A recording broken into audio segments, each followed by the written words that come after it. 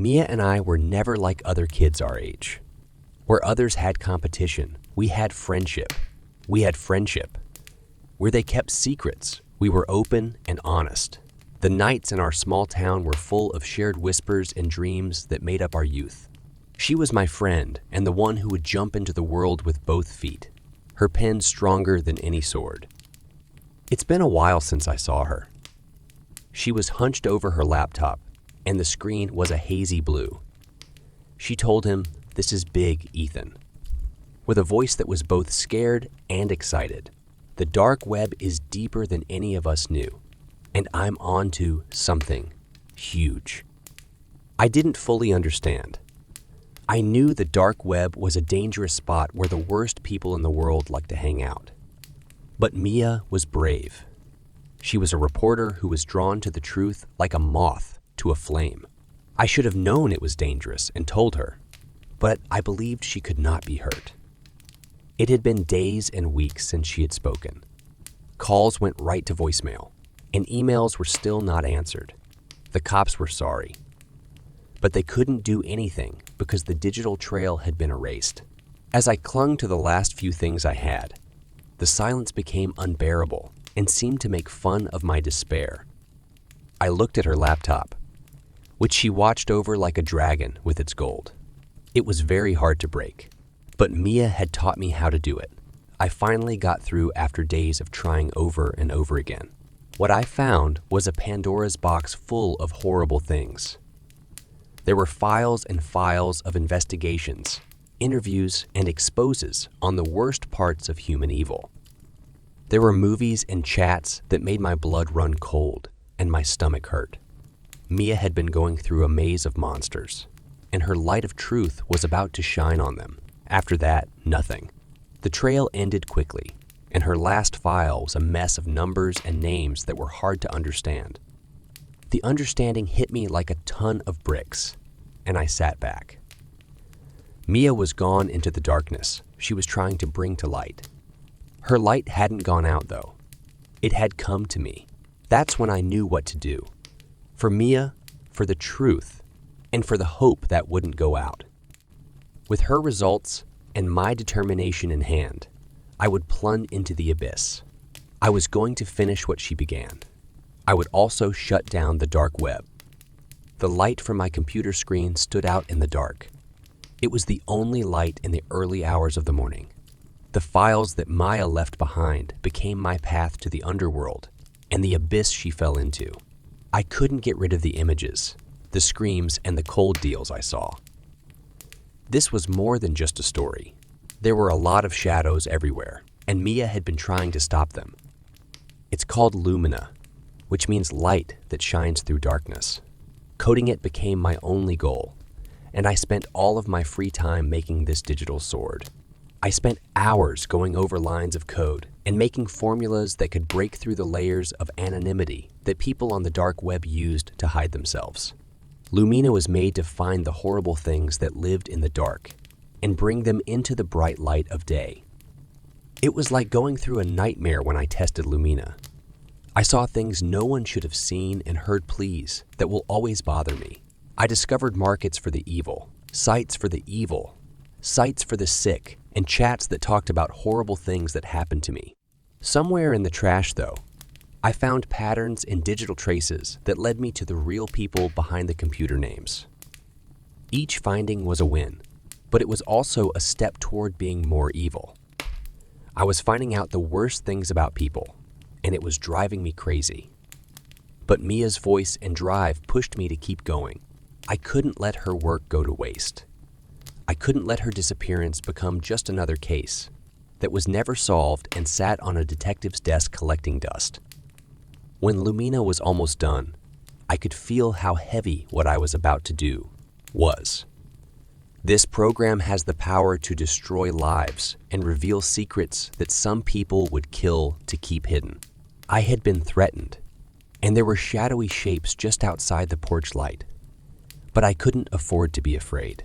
I had to finish this for Mia and all the victims who hurt in silence and in the dark. The night I chose to let Lumina go, the air was thick with the smell of a storm. I was sitting at my desk, waiting for the enter key to set off my anger. I pressed it and let Lumina go into the world after taking a deep breath. As soon as Lumina went live, the rain stopped and the thunder made my heart beat faster. It was done by me. I had turned on the light. I had to wait to see what came out of the dark next. As Lumina crept through the web, there was a deep silence that made it feel like the calm before a disaster. What I saw on my screens, many feeds with data, names, and faces, were all being pulled into the light. The first news stories were shocked, with titles screaming of a huge dark web leak. My email account was full of messages.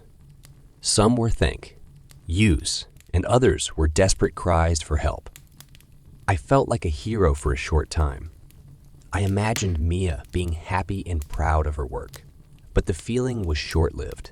It disappeared like fog when the first news of suicides came in. They were the ones whose sins were shown and who couldn't live with that. Lumina wasn't just code.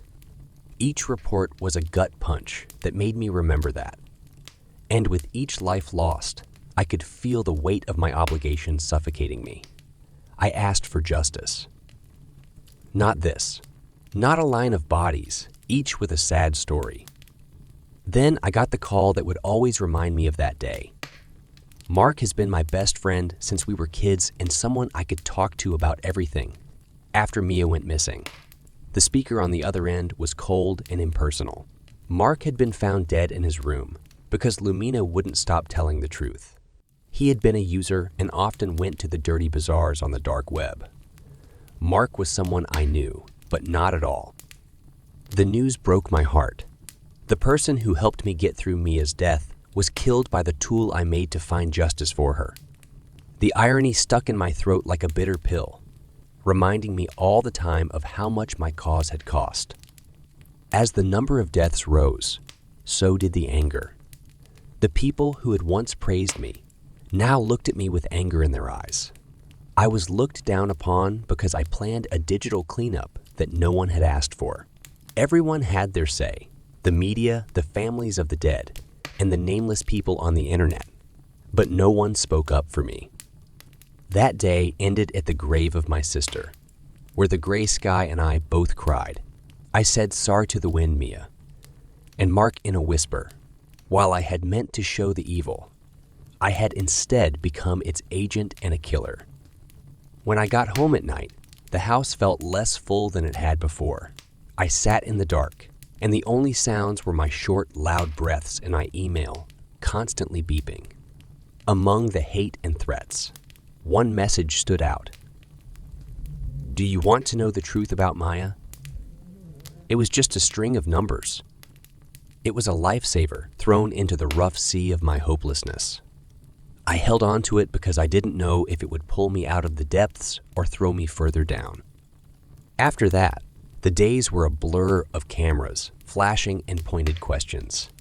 People in the media saw me as an activist gone bad, a hacker who broke the law and caused terrible problems. From behind closed blinds, I saw everyone talk about my life, my work, and my plans. They didn't get it. They were unable to. It wasn't about getting famous or getting even. It was about Mia and doing what was right. The police came to my door with warrants in hand, and their eyes were cold and uncaring.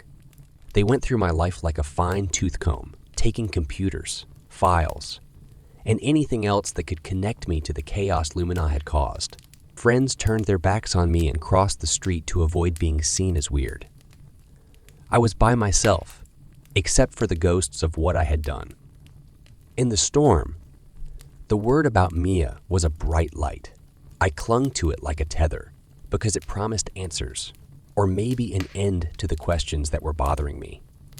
I went back to the dark web and followed the clues that the unidentified sender had left behind. I had nothing to lose.